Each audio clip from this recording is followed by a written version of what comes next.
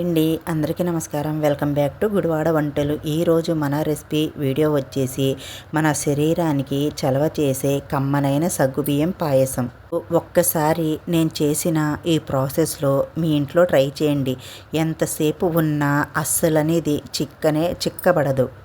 ఆలస్యం ఎందుకు, పదండి మనం వీడియోలోకి వెళ్ళిపోదాం.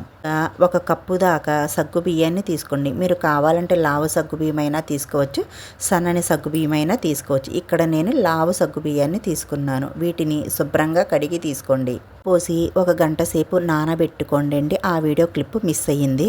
ముందుగా స్టవ్ ఆన్ చేసుకొని స్టవ్ మీద ఒక ప్యాన్ పెట్టుకొని 1 టేబుల్ స్పూన్ దాకా నెయ్యిని వేసుకోండి. నెయ్యి వేసి ఆ నెయ్యి కరిగిన తర్వాత జీడిపప్పు పలుకులు, ఎండి ఖర్జూరం ముక్కల్ని ఈ విధంగా బారుగా కట్ చేసి వేసుకోండి. కొన్ని కిస్మిస్ని వేసుకోండి. మీకు నచ్చిన డ్రై ఫ్రూట్స్ని వేసుకోండి.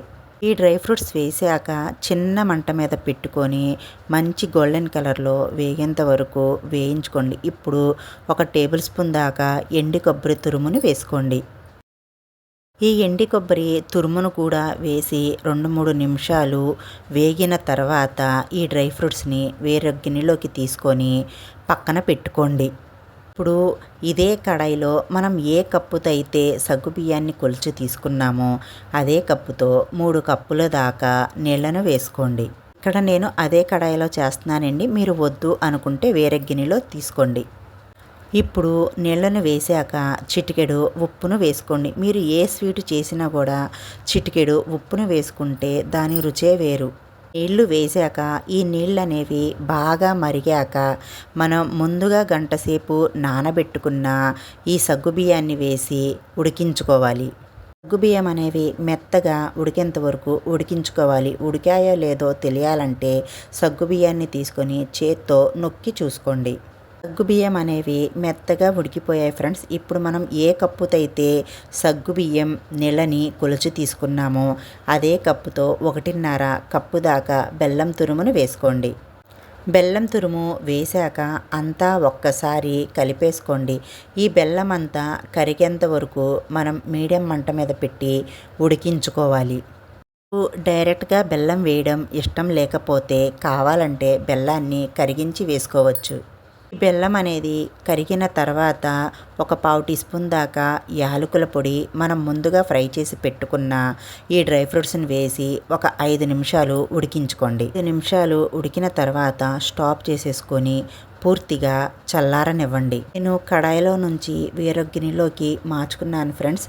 పూర్తిగా చల్లారాకి మనం పాలని యాడ్ చేసుకోవాలి. పూర్తిగా చల్లారిపోయాక మనం ఏ కప్పుతో అయితే సగ్గుబియ్యం నీళ్లను కొలిచి తీసుకున్నామో అదే కప్పుతో 4 కప్పుల దాకా పాలను వేసుకోండి.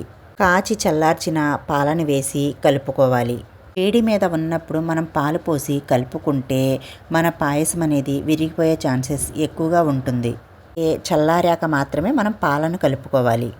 పాలు పోసి అంతా ఒక్కసారి బాగా కలిపేసుకోండి. మనకు సమ్మర్లో ఎక్కువగా వేడి చేసుద్ది ఫ్రెండ్స్. అలాంటప్పుడు మనం ఈ సగ్గుబియ్యం పాయసాన్ని చేసుకొని తాగితే మన శరీరం అనేది చాలా చల్లదనాన్ని ఇస్తుంది. శరీరంలోని వేడిని తగ్గిస్తుంది.